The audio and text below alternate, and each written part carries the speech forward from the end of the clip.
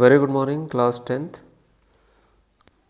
Here we are today to continue today's topic, that is transportation in plants, right? Yesterday we tried to meet in Google Meet, but it was not successful. Today we are again trying to complete the topic with this method. Okay. Plants are also living, so they also need to transport the things within their body or from outside the environment into their body. Okay, but before studying about the transportation in plants, we can discuss some differences between plants and animals with respect to the transportation. In class 9th you have studied the transportation system in plant, that is xylem and phloem. So for transportation three things are required. The first is, that is, pipes. In animal, what it is? Arteries and veins. Second, we require pumping organ, that is heart in case of animals. And third, we require medium. So medium in animals, that is blood and lymph. Already we have completed. Now in case of plants, pipes, yes, they are present, that is xylem and phloem. Pumping organ, no pumping organ. They don't have heart, because heart is a muscular structure and muscles are present in animals. And third is medium. So medium is present, water is there. In water all the things are dissolved and they are transported throughout the plant body. Okay. Another differences you see, only plants, I will say, only plants.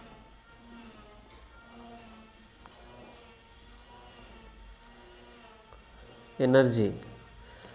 Plants require less energy.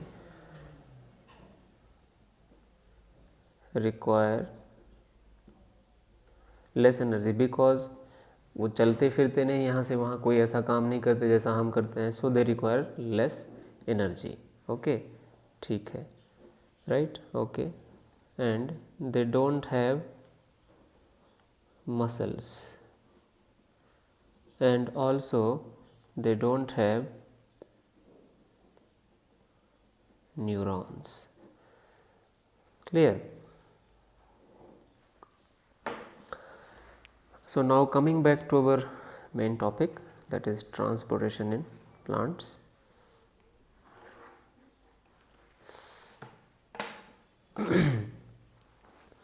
So first of all, how they have two transportation. The one is water plus minerals from soil to whole plant body. ये पहला transport है उनका. And second क्या है? Food from leaves to different parts. ये दो तरह के ट्रांसपोर्ट है. पहला तो water and minerals from the soil, they absorb and they transport to the whole body. And second, they absorb food, means the food which is synthesized by photosynthesis from the leaves is distributed throughout the plant body. तो ये दोनों part हम देखेंगे, right. और इन्हीं दोनों part पे पूरा ये means topic is focused. So let us see first part.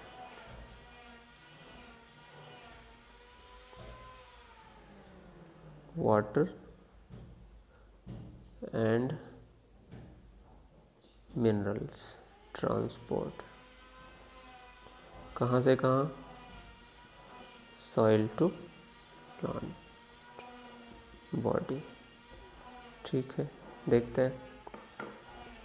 So this process is done by xylem. In class 9th you have studied about xylem. Xylem transports water plus minerals, but in which direction? Only in one direction, from roots to leaves. Water and mineral cannot come back from the leaves to root again. Okay, this already we have discussed in our class 9th. So this is unidirectional transportation system. From the roots, mineral and water are sent to leaves. Okay, then xylem components, can you tell me? Elements of xylem. Xylem बना किससे है? You remember it is complex permanent tissue, है ना? Complex permanent tissue in plants. So complex, it is made up of many kind of cells, and permanent made up of sclerenchyma. So if you remember the xylem vessels, then xylem tracheids, याद आ रहा है? xylem parenchyma and xylem fibers. These all four components together form xylem, and ये सारे मिल करके water and mineral का transport करते हैं किसमें? प्लांट्स में. Clear? So will see how. Now this process again divided into two parts, क्योंकि आप ये देखो water and mineral from soil to plant body, तो पहले तो सॉइल से किस में आए? प्लांट में, फिर प्लांट से प्लांट के डिफरेंट बॉडी पार्ट्स में डिस्ट्रीब्यूट हो. That also we have to see. So it is again divided, this process again divided into A process and B process. So what is A process? Water plus minerals from soil to roots. पहले roots के अंदर आए, फिर water plus minerals from roots to leaves. Means यही process further divided into two parts. Clear? I think you are understanding. अब इसमें से A को देखते हैं कि कैसे पानी और मिनरल सॉइल से रूट के अंदर आते हैं. ठीक? ओके. तो let us see part A.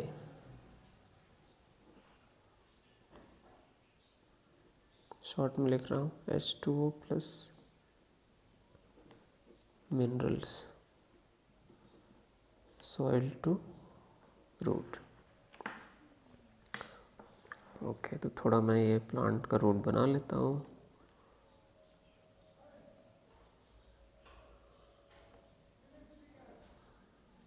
So for example, it is root. These are root epidermis. In class 9th you have studied कि जो प्लांट का अपर पार्ट है वो एपिडर्मिस है ना. और एपिडर्मिस जो रूट में है वो मॉडिफाई हो जाता है किसमें? रूट हेयर में. So it is root hair. And root hair ऐसे ही हैं जैसे हमारे स्मॉल इंटेस्टाइन में विलाइज हैं जो सरफेस एरिया को इंक्रीज करते हैं for absorption. So roots they are modified, means their upper epidermis is modified into thin hair like structures. These hair like structures are called as what?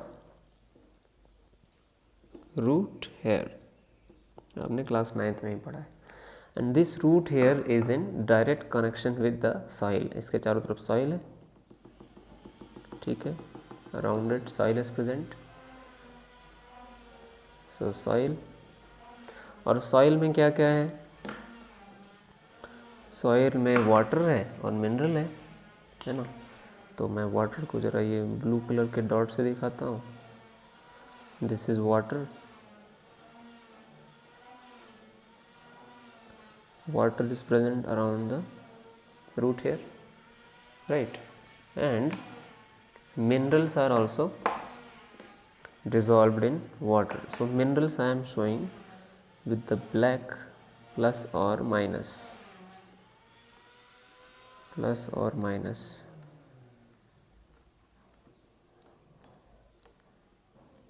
So what these are? Minerals. Clear? मैं थोड़ा ये space भी use कर लेता हूँ.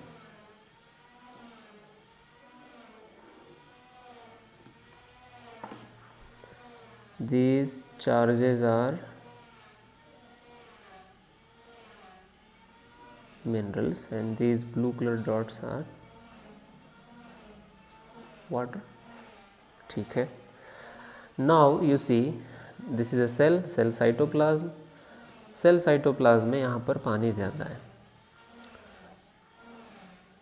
या कम है, ये बाद में देखेंगे हम. तो there are two types of transport in class 9th you studied, active transport and passive transport. You remember active transport and passive. और एक्टिव में आपका, पैसिव में है ऑस्मोसिस. तो पहले हम एक्टिव देखते हैं. तो प्लांट अपनी एनर्जी को खर्च करके ये सारे मिनरल्स को अपने सेल के अंदर ले आते हैं with the help of energy. They absorb the mineral. This is the first process. और यहाँ पे कौन सा प्रोसेस हो रहा है? This is active transport. तो मैं यहाँ लिख सकता हूँ first point, by active transport root hair cells absorb minerals. Active transport means ATP used. ATP use होगा उसमें. So by active transport minerals are reached to cell cytoplasm. तो यहाँ minerals आ गए बहुत सारे सेल साइटोप्लाज्म में. किसके? रूट हेयर के सेल साइटोप्लाज्म में. ओके. अब क्या हुआ? When it is reached, then second point I can write? I can write then the concentration here increased, solute increase हो गया.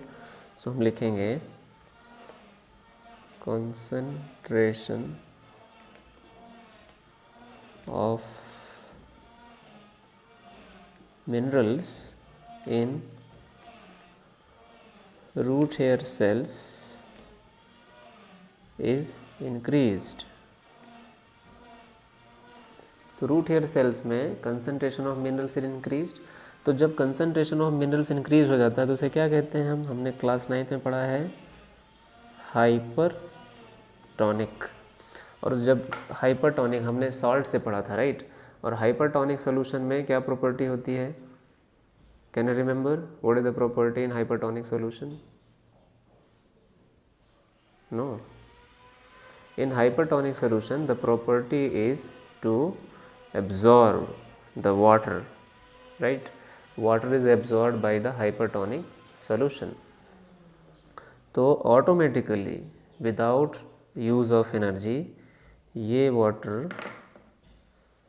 this water will go inside the root hair.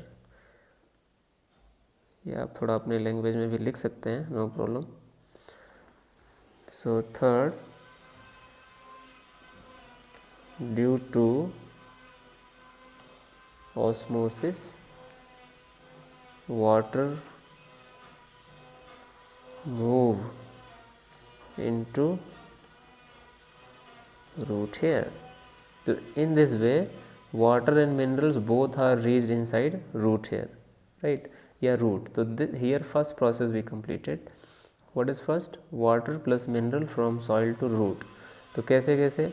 Minerals are absorbed through the active transport and water is absorbed by osmosis, and osmosis is a passive transport. ठीक है.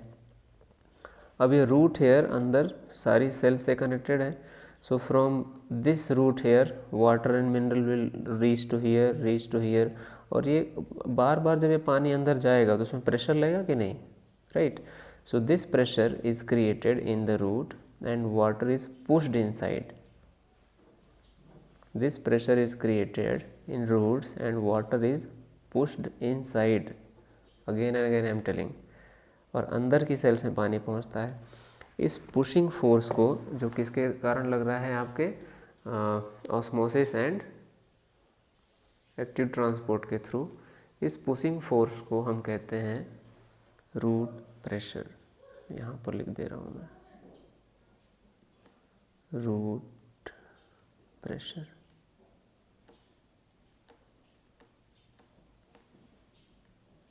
root pressure. So through the root pressure, water and minerals are pushed inside the cells from the root hair. तो first method है water absorption and transport का, क्या है वो, root pressure. और root pressure किसके कारण है, ये एक है आपका, मतलब एक्टिव ट्रांसपोर्ट के थ्रू जो मिनरल्स आते हैं दे, and due to minerals water is absorbed by the process of osmosis. तो इसके कारण पानी और मिनरल्स का प्रेशर अंदर की तरफ क्रिएट होता है, that is called as root pressure. Clear? I think it's clear to you. Okay, second part है इसमें, water plus mineral from roots to leaves, part B. So part A completed, part B let us see.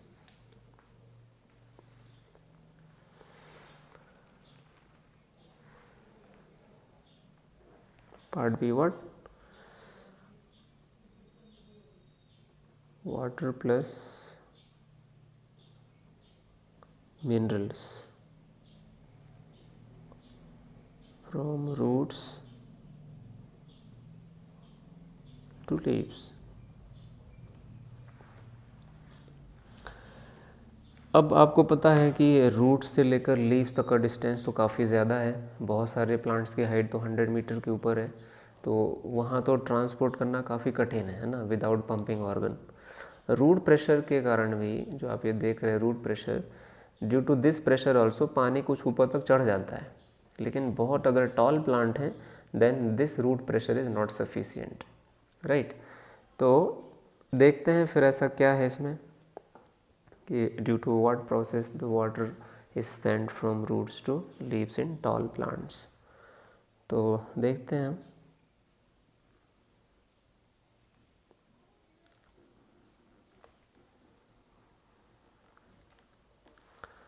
तो ये नीचे वाला जो action था वो तो हमने पढ़ लिया है ना, this we have completed. So you suppose that it is stem of the plant and it is the leaf of the plant and this is the root here. So this already we have discussed.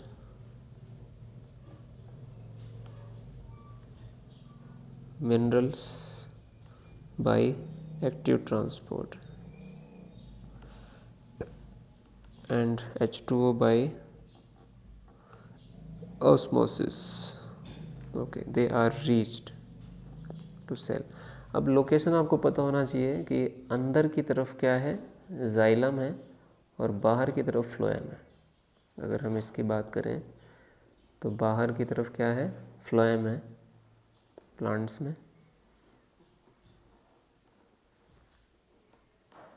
और अंदर जो column है, जो tubes हैं, वो किसके हैं, xylem के। ये जाइलम है अंदर की तरफ, ठीक है।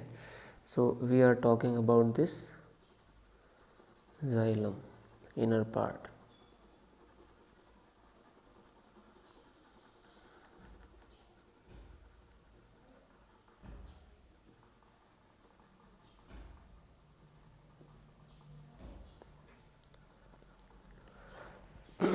Okay, and these are the leaves, और लीव्स में आपको पता है स्टोमेटा होते हैं, और लीव्स का जो मिड रिब है वो भी फाइनली किससे कनेक्टेड है, जाइलम से, ऐसे, बिकॉज पानी तो वहाँ जाता ही है।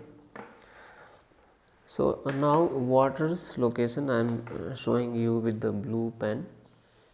So for example, water is reached from roots to xylem column, यहाँ तक पहुँच गया सपोज, किसके थ्रू जा रहा है ये, that is going due to root pressure. Root pressure, ये पूरा यहाँ पर रूट प्रेशर लग रहा है. So due to root pressure water is reached up to what is this xylem.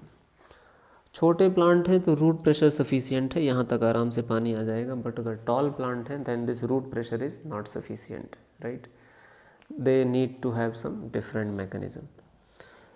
Okay, so dear students, जो पानी है,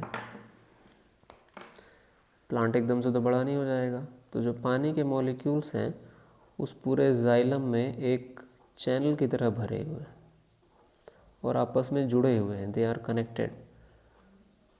वाटर मॉलिक्यूल्स आपस में एक फोर्स के थ्रू कनेक्टेड होते हैं जिसे हम कोहेजन बोलते हैं, एडहेसन एंड कोहेजन. और पानी के मॉलिक्यूल इस वॉल, जाइलम की जो वॉल है, इससे भी थोड़े से कनेक्टेड होते हैं. और फाइनली किससे कनेक्टेड हैं? जाइलम स्टोमेटा की गार्ड सेल से. यू नो, ये स्टोमेटा है. स्टोमेटा में कौन सी सेल है? Guard sales.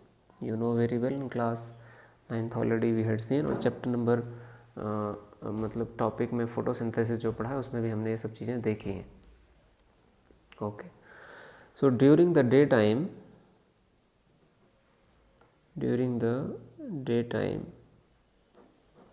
when photosynthesis is taking place, light reaction, then the stomata are open, guard cells are open, the stomata are open.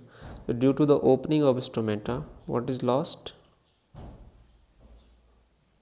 Water loss in the form of, क्या कहते हैं इसे? Transpiration. अब आप ऐसे ही समझो कि एक रस्सी है, ऐसे एक रस्सी जुड़ी हुई है. उस रस्सी मतलब पानी का एक रस्सी है, पानी का एक थ्रेड है जो कॉलम है, इसे हम कहेंगे वाटर कॉलम और चैनल. अब वो चैनल आपस में जुड़े हुए हैं. अब यहाँ से एक ड्रॉप पानी अगर बाहर निकलता है तो दूसरी ड्रॉप को खींच लेगा और ये दूसरे तीसरे को खींचेगा और तीसरे को खींचते खींचते खींचते अल्टीमेटली वो प्रेशर कहाँ लगेगा? इनमें. तो पानी कहाँ की तरफ जाएगा? ऊपर की तरफ. ओके, सो जब कोई चीज़ ऊपर जाती है तो हम क्या कहते हैं? ऊपर खींचने को बोलते हैं pull, right. And that pull is due to what? Transpiration. अगर ट्रांसपिरेशन नहीं होगा तो पानी नीचे से ऊपर नहीं खींचेगा. That's why it is called as this force, जिसके कारण पानी ऊपर तक जा रहा है. It is called as now transpirational pull. So this is the second force. First force was what? Root pressure, and this is the second force that is called as transpirational pull. Due to these two processes, plants transport water and minerals from roots to their leaves.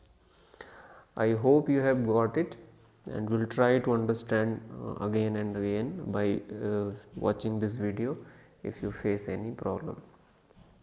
Okay, I think I should explain it again. Due to root pressure, water was reached here up to xylem, and all the water molecules are connected to each other. उनमें एक force होता है, attraction force, जिसे cohesion कहते हैं. आपको ही पता है पानी के मॉलिक्यूल थोड़ा स्टिकी होते हैं. And due to that stickiness or sticky nature, all the water molecules in xylem, they are connected to each other in the form of column or channel. अगर आप किसी एक एंड को पकड़ करके खींचने की कोशिश करेंगे तो सेकेंड एंड से भी वाटर मॉलिक्यूल्स मीन्स पुल होंगे या उनमें भी टेंशन आएगा. And that tension is sufficient to transport the water from roots to leaves. Okay, but drawback क्या है? Root pressure, generally this root pressure, it is working at the time of night. Day night दोनों काम करता है, day and night, day night both time, but mainly night time. But it is this transpirational pull only day time. Night time पे ये work नहीं करता क्योंकि night time पे सनलाइट नहीं है. And due to absence of sunlight, there is no water loss in the form of transpiration, and if there is no transpiration, then there is no transpirational pull. Okay, so maximum water is transported during the daytime with the help of xylem. Clear students? Just I am briefing it what we have studied. We started the transportation in plants. Differences we had seen, they don't have heart in plants, rest of the things they are having.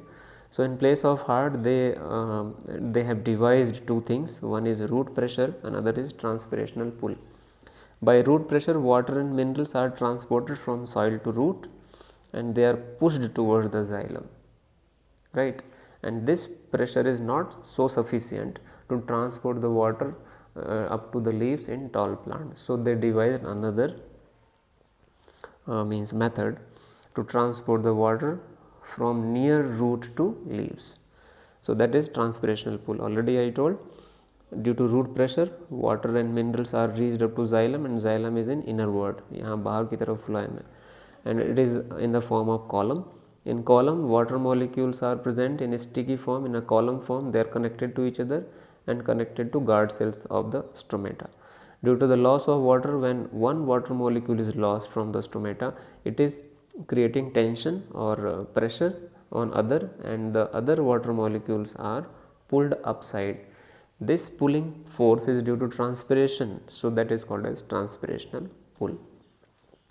So water and minerals are transported by root pressure and transpirational pull. These two things you must remember. Then transpirational pull is working only daytime, but root pressure is working both day and night time, but mainly night time. Mainly night time. अगर exam में आता है कि root pressure किस time पे work करता है, day night दोनों दिया है और डे नाइट इकट्ठा ऑप्शन नहीं, तो आपको नाइट में ही क्लिक करना है. Okay. So here we have finished today's part. I hope you have understood. Please prepare the notes. Thank you.